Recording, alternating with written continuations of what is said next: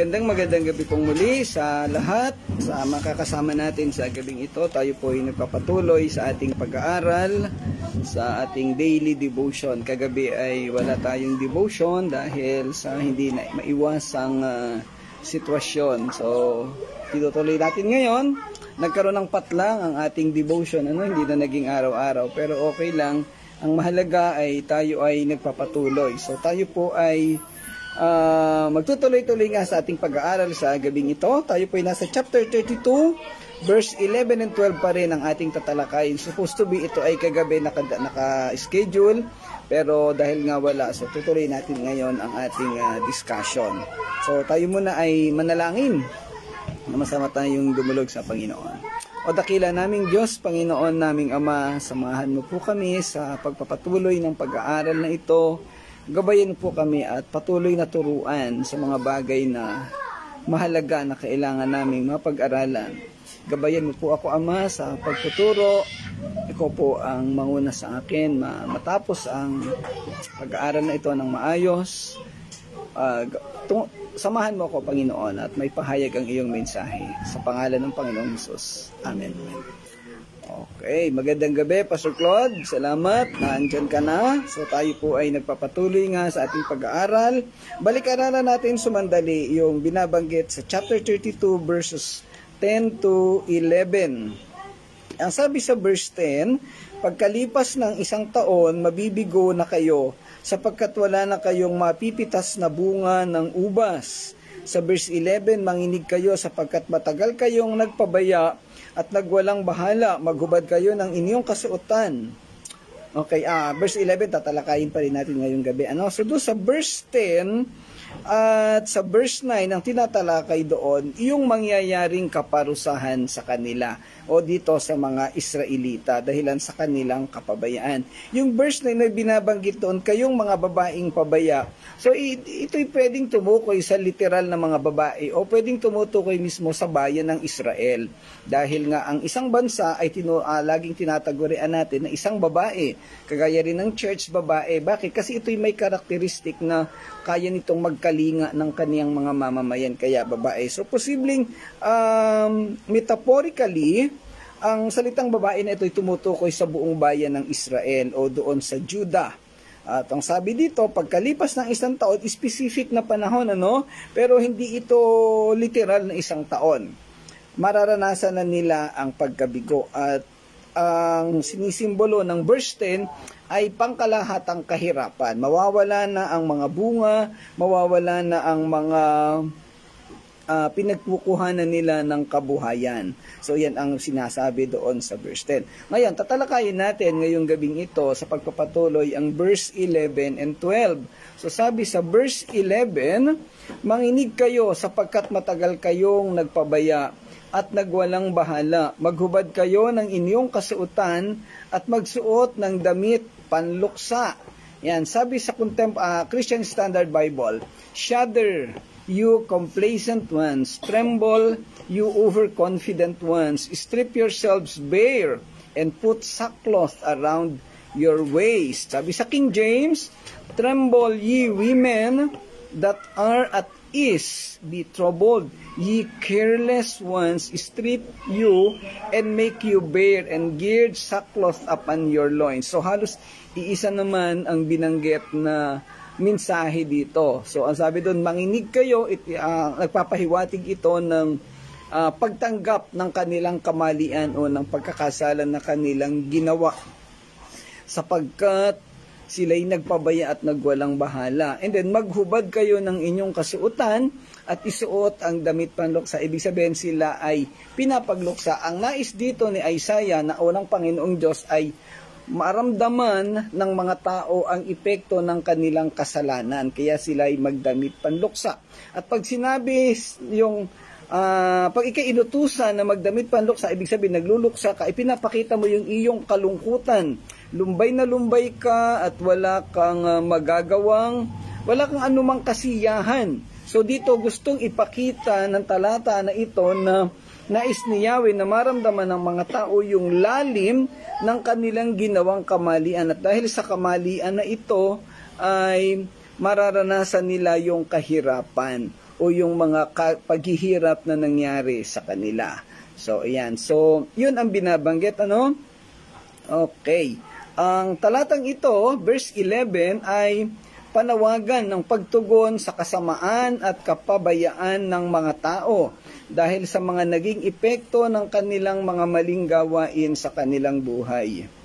Magandang gabi, Ate Alma. Salamat po sa inyong pag-join. Sana ay kasama ang buong pamilya sa pag-aaral na ito. Itong talatang ito ay panawagan sa mga kababaihang binabanggit sa talatang 9 hanggang 10 na kumilos at mamuhay sa isang estado ng kaginhawahan at kasiyahan. Magandang gabi, Brother Edgar. Holiday ngayon, walang pasok. Salamat sa iyong pag-join. Wala si Pastor Nanding, meron siyang appointment lagi pagka Huwebes ng gabi. Inihimok silang gumising at bigyang pansin ang kaniyang mga salita. Ang talatang ito ay bahagi ng isang mas malaking talata kung saan si Isaiah ay nagsasalita laban sa kasalanan at katiwalian na nag-ugat sa lupain, lalo na sa mga may pribilehiyo at komportabling miyembro ng lipunan. So ito'y tumutukoy o pinapaunawaan dito ng mga ni Propeta Isaiah yung mga taong gumawa ng mali, yung mga taong sumuway sa Diyos at hindi nanatili sa kanilang pananampalataya, hindi sumunod, naging matigas ang ulo, naging rebelde sa kautusan ng Diyos. Kaya ang sabi dito, maghubad kayo ng damit, magsuot kayo ng damit panluksa, damahin ninyo yung kalungkutan at masamang epekto ng inyong mga ginawang pagkakamali. Ito po ang isang dahilan kaya nakakaranas din ng kalungkutan yung mga taong yun noon. Ngayon, kung dadalhin natin ito sa ating practical na aplikasyon, marami tayong ginagawang mali minsan or kalimitan sa ating buhay. So ito ay pwedeng magdala sa atin ng mga maling bagay o ng mga maling resulta. Kaya hanggat maaari ang ating ginagawa ay inaagapan nating maitama o ma-address yung mga pagkakamali para hindi na tayo umabot sa mga bagay na makapagbibigay pa sa atin ng mga maling sitwasyon o ng mga maling resulta. Bagamat kalimitan ay nami-misinterpret ang ating paggawa ng tama, wala tayong magagawa at yan ang sitwasyon natin ngayon. Magandang gabi sa birthday celebrant, Sister Ana. Magandang happy birthday, kapatid. Ayan. Birthday po ni Sister Ana ngayon. Ayan. Okay, ang tema ng kasiyahan o kapabayaan at kawalang interes sa harap ng moral at panlipunang pagkabulok ay isang pangunahing tema sa talatang ito. Ang mga salita ng propeta ay isang paggising sa mga naging masyadong komportable o nasisiyahan sa sarili at hindi napansin ang mga problema sa kanilang paligid.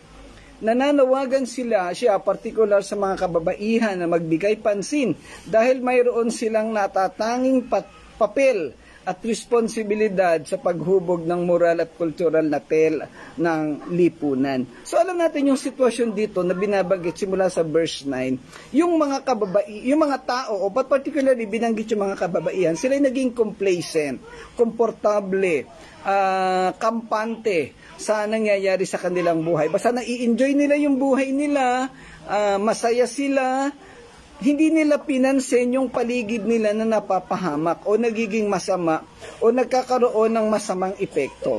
Malimit sa ating buhay dahil masaya tayo, na-enjoy natin ang ating buhay, komportable tayo. Hindi natin iniisip na pagkatapos ng comfortability na ito, may epektong masama sa atin yung mga bagay na ginagawa natin.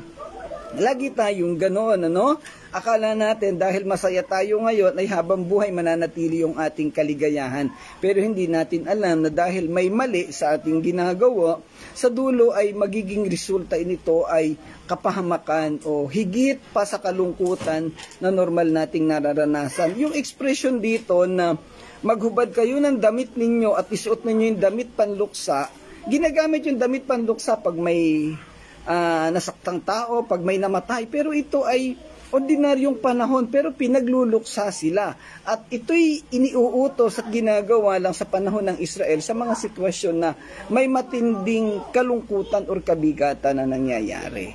So isipin natin yung sitwasyon. Yung lalim ng statement na yun, ibig sabihin gustong ipadama sa kanila na mali ang kanilang ginawa. At ang resulta ng kanilang ginawang pagkakamali, dapat silang magluksa. Dapat nilang paghirapan o maranasan ang kalungkutan noon. So kung ito'y sa sitwasyon natin, kung ilalapat natin, ipinapakita na ang resulta ng anumang bagay na mali ay hindi simple. Meron itong mabigat at napakalalim na resulta na makakaapekto sa ating buhay. Muli, ang konteksto ng talatang ito ay mahalaga para maunawaan ang kahalagahan nito. Ito nga sinasabi natin. Ang bansa ay punong-puno ng katiwalian, kawalang katarungan at idolatriya. At ang mga taong nagtatamasa ng pribilehyo o benepisyo ay lalong nagkakasala sa pagsasamantala sa mahihirap at mahina para sa kanilang sariling pakinabang. Ang mga salita ni Isaiah sa isang babala at isang pagsaway sa mga individual na tao na humihimok sa kanila na kilalanin ang kanilang sariling pakikipagsabwatan o yung mga ginagawa nilang mali na kasalanan. Ang sitwasyon dito, kaya posible ng sitwasyon natin ay nai-enjoy natin yung mga bagay na mali. Nai-enjoy natin yung mga bagay na mabibigat na komportable tayo. Hindi natin iniisip na sa dulo o pagkatapos ng kaligayahan o ng enjoyment natin, merong pagsisisi, merong epekto sa atin ang mga bagay na iyan.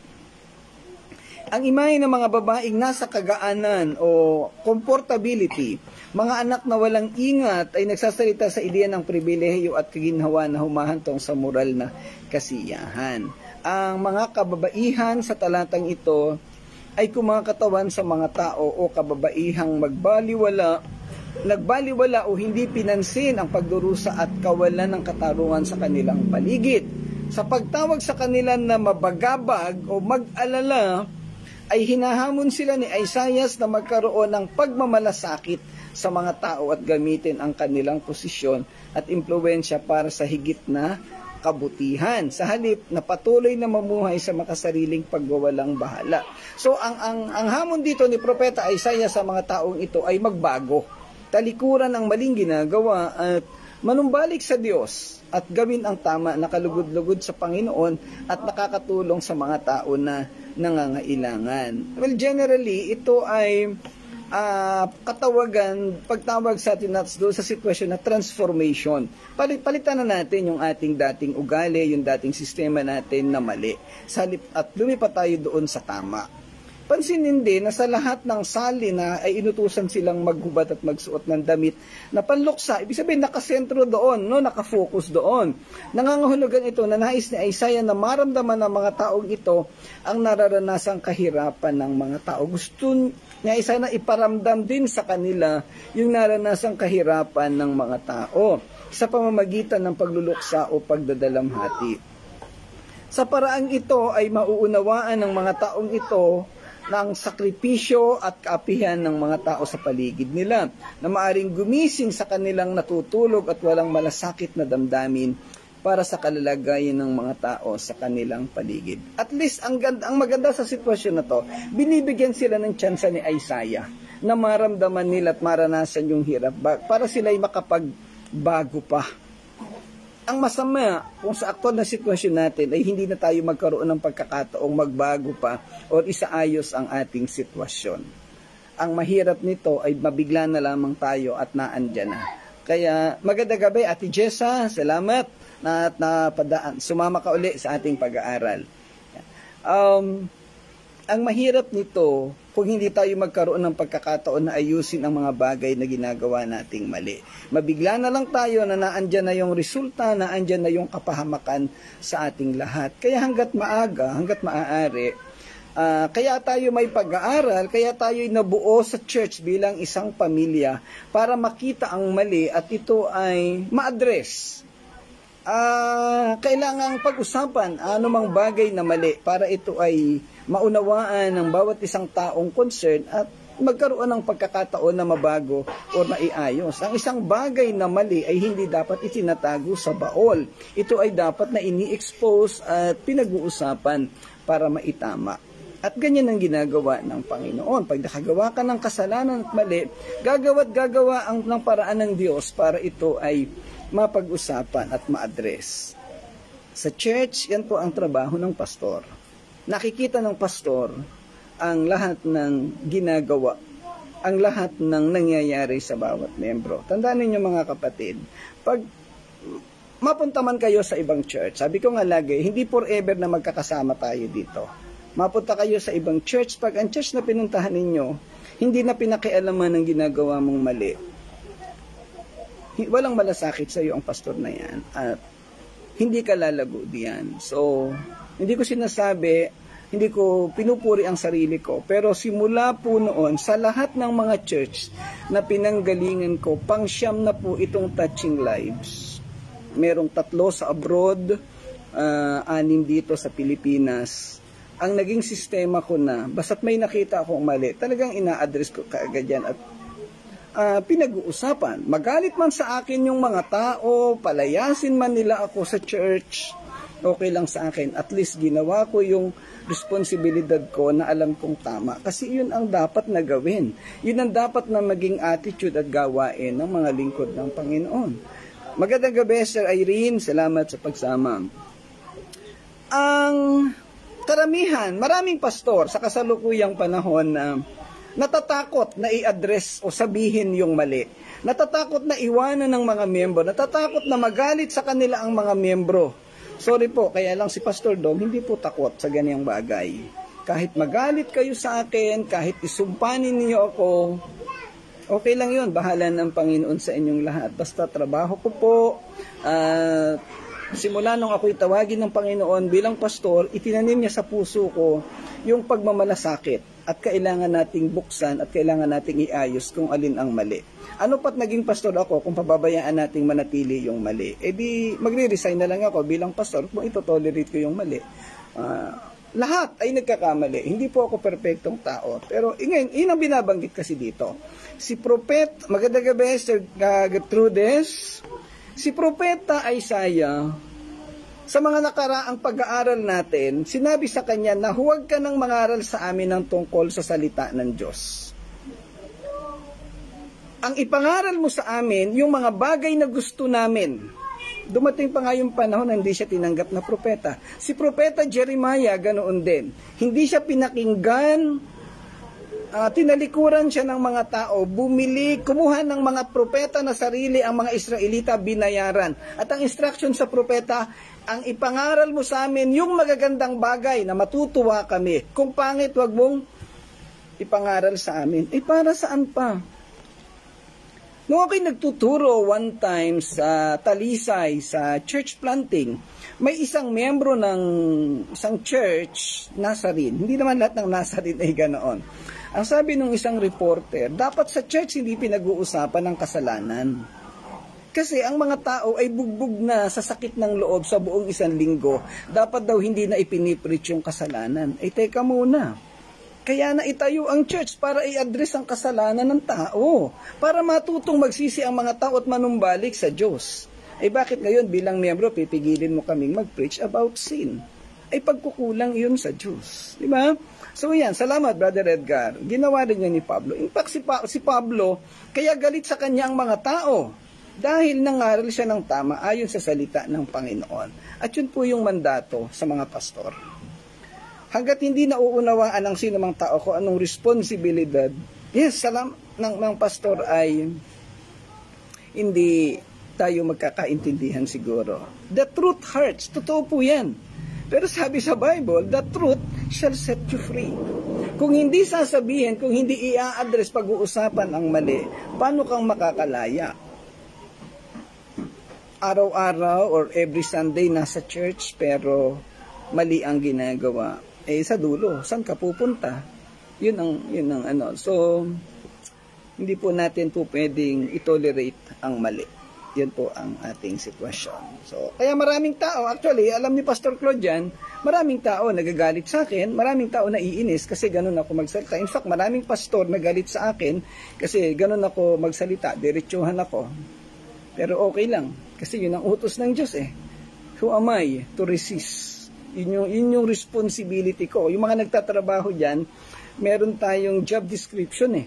Di ba? Pag nagtrabaho, duties and responsibilities. One of the duties and responsibility ng pastor ay magtama ng mali. So, yun po. At yun ang sinasabi dito. Kaya inaagapan dito ni Propeta Isaiah na sabihan ng mga babae para maitama pa nila ang kanilang pagkakamali. Para hindi sila umabot sa sitwasyon na sila'y paparusahan. Kasi ang disenyo ng Diyos ay hahatulan ng pagkakamali nila, pero sa bandang huli, kakalingain sila uli. Merong restoration. Kaya nga merong remnants eh. Merong i-restore sila, ibabalik sila sa mga pagpapala. Eh, paano ka ibabalik ng Panginoon sa pagpapala kung hindi na-address yung mali, kung hindi nabanggit yung mali? Yan, salamat Pastor Claude. Kapag hindi ka na tinama, wala na sa iyong pakialam. Mas nakakatakot yun. Sa isang pamilya, ang nanay at tatay, pag hindi pinansin ang mali ng mga anak, matutuwa ka ba? Di ba hindi? Trabaho ng nanay at tatay na pansinin ang mali ng mga anak para maitama. Pareho rin po yun because the church is a family. Israel, Judah, Jerusalem is a family of believers. Kaya pinapansin ito ni Propeta Isaiah. Well, all throughout the history, from Old Testament to New Testament to the present age, ang sino mang tao pag sinita mo nagagalit. Naranasan ko din namang magwala pagka ako'y sinita ng tatay ko nung bata ako. Pero yun nga, sabi ko nga sa inyo, nare-realize natin. So ipinapaunawa sa mga tao na may responsibilidad sila sa lipunan, na kalimutan nila yung ginagawa nilang mali, particular sa mga taong nangangailangan sa kanila ng tulong. Baka tayo'y nagiging kampante sa buhay natin, kagaya ng devotion natin kaninang umaga. Yung devotion kaninang umaga, medyo late na yun na-submit, na-send. Pinapakiramdaman ko yung sarili ko, sayang naman yung pagkakataon, kaya pa namang mag-isip at magsulat, di ayun. So, ayun, sa kasusulat ko, napahaba naman ang ilang page yung devotion, no? So, ayun. Yun din ang pamamahala sa ating buhay. Ang talatang ito sa pagwawakas ay nagsisilbing paalala at babala sa ating lahat para hindi magtuon ang mga tao sa pribilehiyo na mayroon sila, sa halip magkaroon ng malasakit sa ibang tao. Yung pagkakamali na ginagawa ay dapat nang i-address. Magandang gabi, Ninong. Salamat, Ninong. Yan. Kinakailangang pansinin at itama ang pagkakamali. Huwag na nating intayin pa yung panahon na pagsuotin pa tayo ng mga damit panluksa. Kasi yun ay distraction na yun Nakakatakot na yung ganoong sitwasyon. Okay? So, punta po tayo sa verse 12. Ang sabi ito, mas matindi ito Dagukan ninyo ang inyong dibdib sa kalungkutan, sapagkat wasak na ang masaganang bukirin at ang mabunga ninyo ubasan.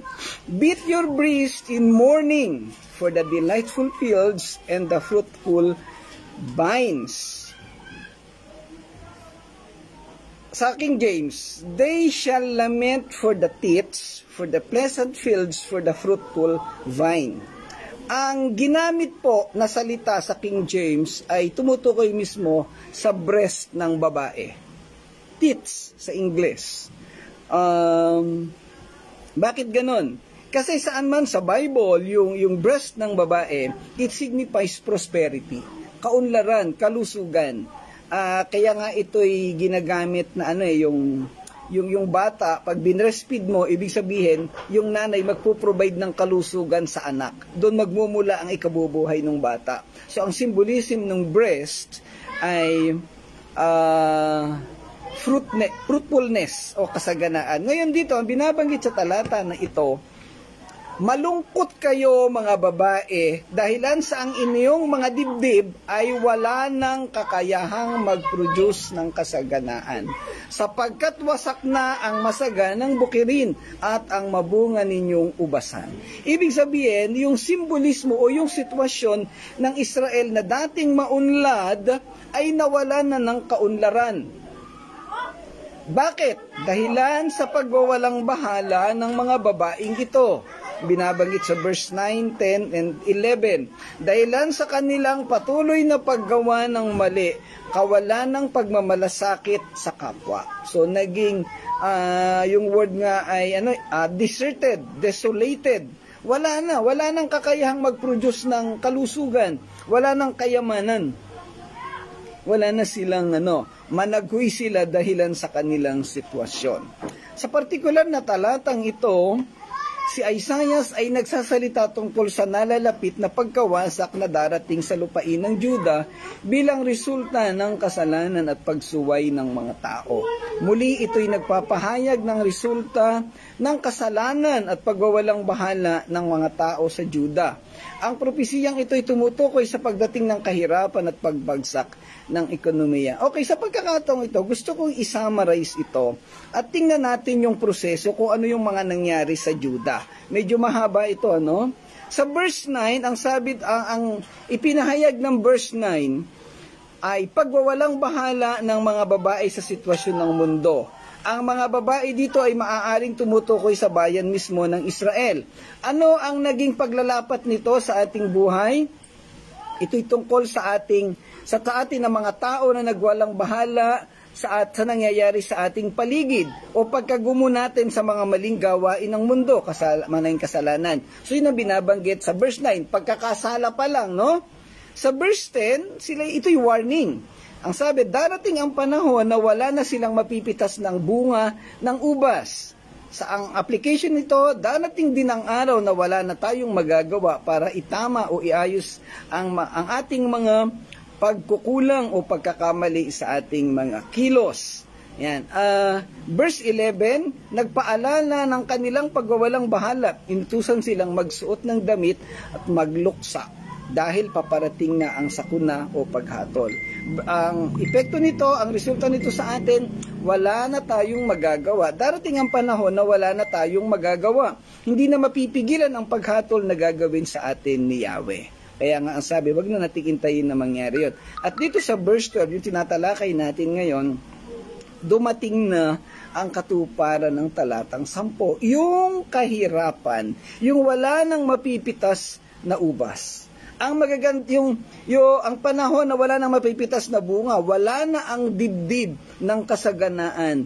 Ang magagandang bukid at mabungang puno ng ubas na simbolo ng kaunlaran. Okay, anong reflection ito sa atin?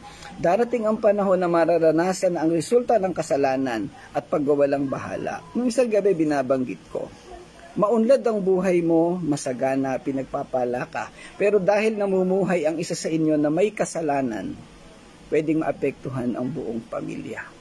Sa church, kung mayroong isang nagkamali na natotolerate at hindi na-address, pwedeng maapektuhan ang buong sitwasyon, ang buong kongregasyon. Ang sabi natin, yung kasalanan ng kalingkingan ay dala-dala ng buong katawan. Tama ba yung aking na yon? Ibig sabihin, yung sakit ng ngipin, si Juana masakit ang ngipin, pero buong katawan niya apektado. Di ba? Pag masakit ang kuko mo, hanggang utak mo minsan sumasakit.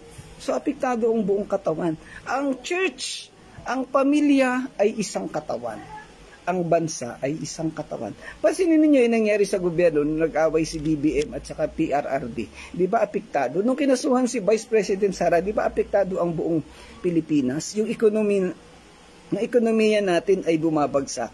Kasi yung mga leader nag-aaway.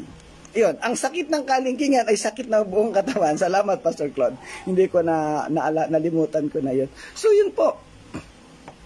Si Brother Edgar ay manager ng isang kumpanya, ng isang departamento.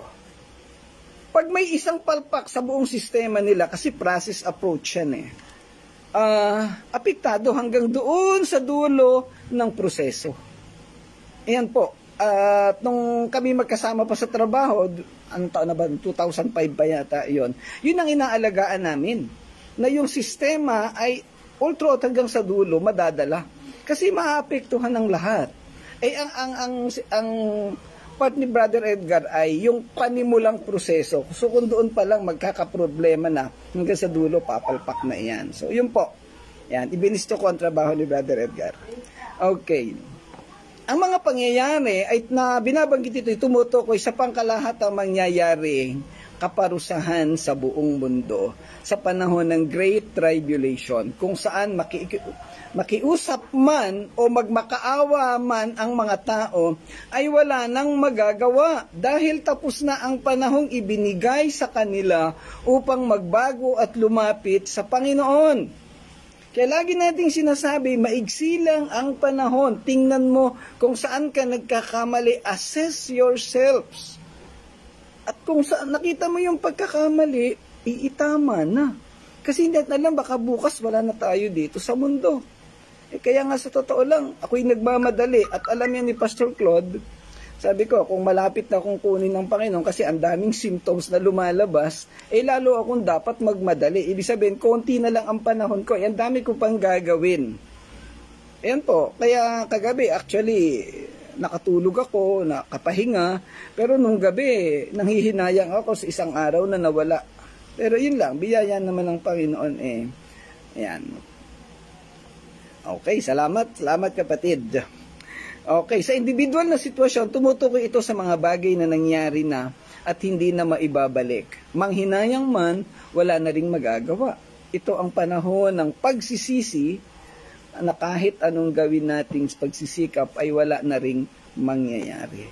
Pansinin ninyo sa Matthew 7. Matthew, I think 25 din yata yung the parable of the 10 virgins o yung 10 hangal.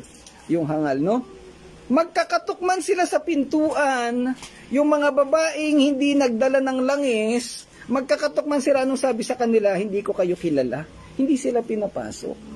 Itong mga nando sa Matthew 7, sabihin man nila sa Panginoon, sila'y nagpalayas ng masasamang espiritu, naglingkod sila sa Diyos, lahat ginawa nila, and yet hindi sila kilala ng Diyos Paano silang papapasokin? Estranghero sila.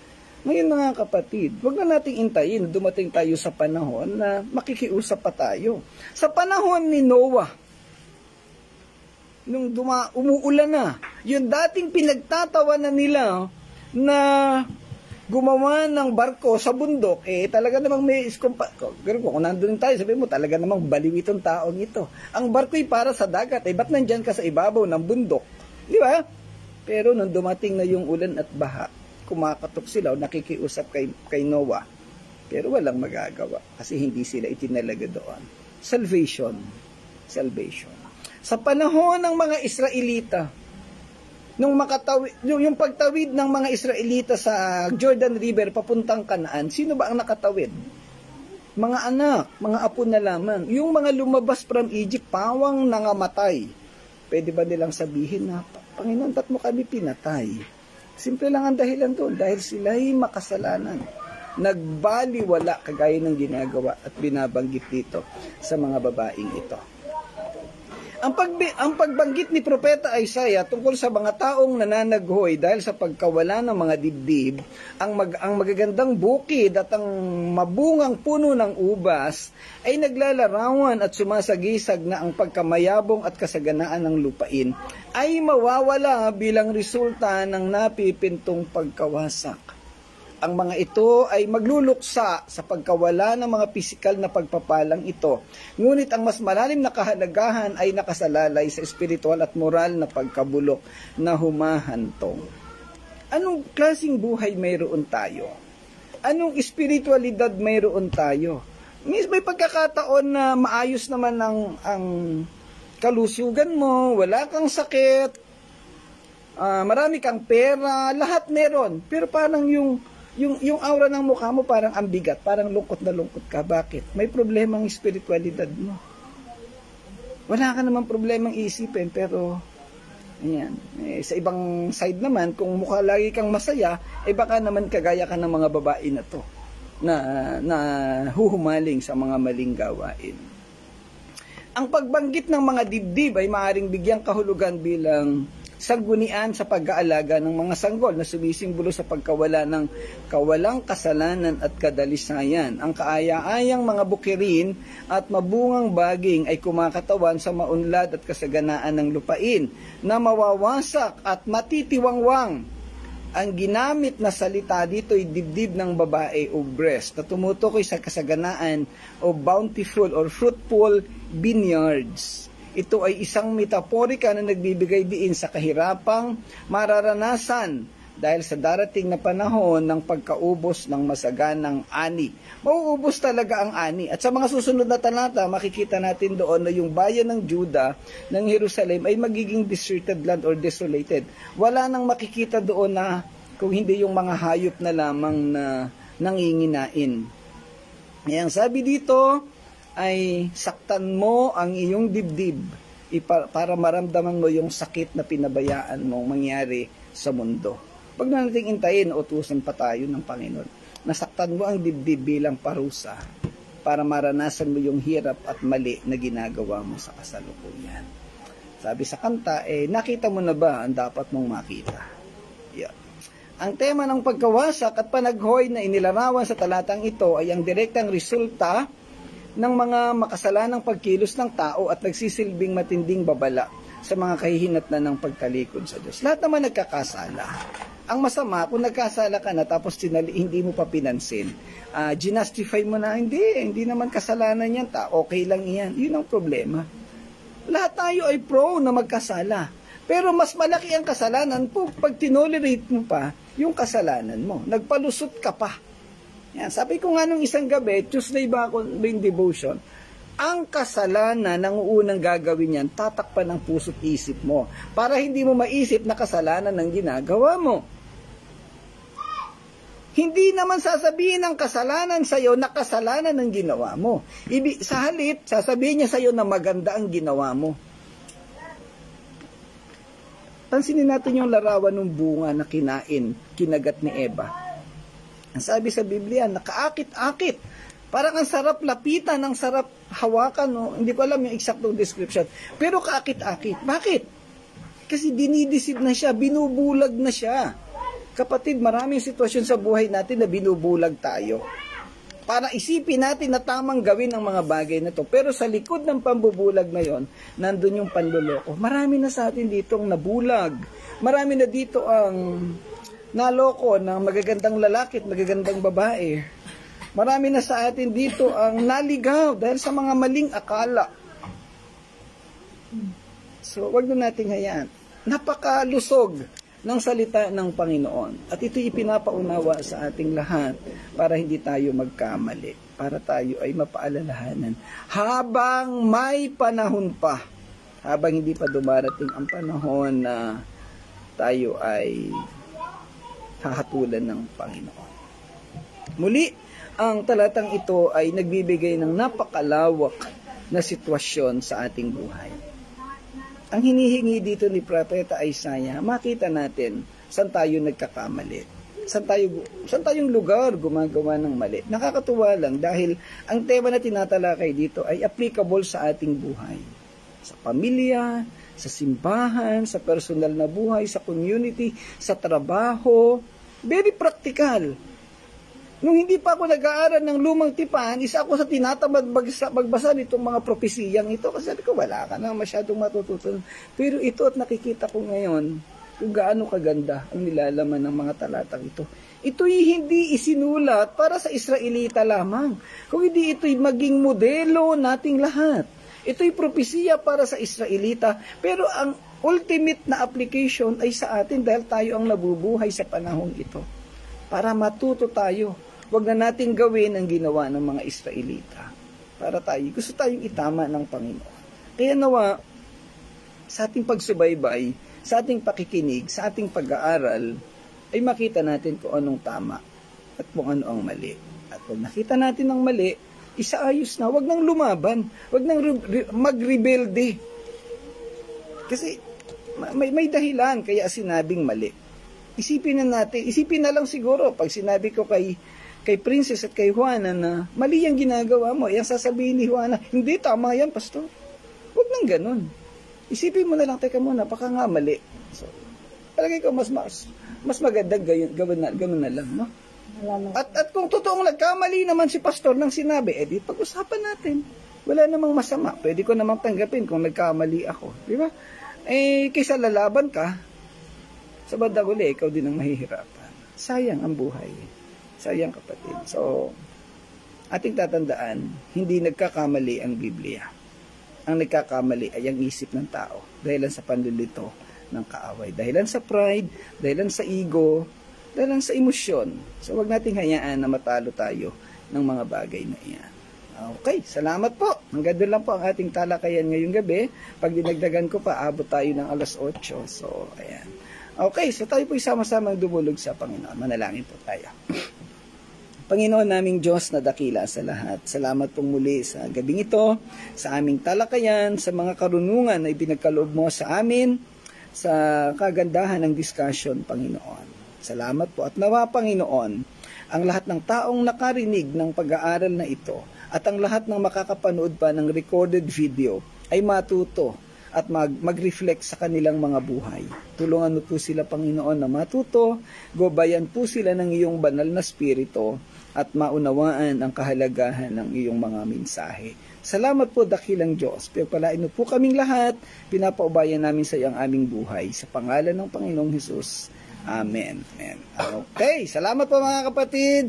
Salamat sa inyong lahat. Ay magkita-kita sa bukas. Tuloy-tuloy na po ang ating devotion. Biyaya ng Panginoon, hindi pa naman niya ako kinuha. So, meron pang may gagawin pa. Ayan. So, malamang ay magkakasama pa tayo ng mahaba-habang panahon. Marami pang gagawin. God bless everyone. Bye-bye po.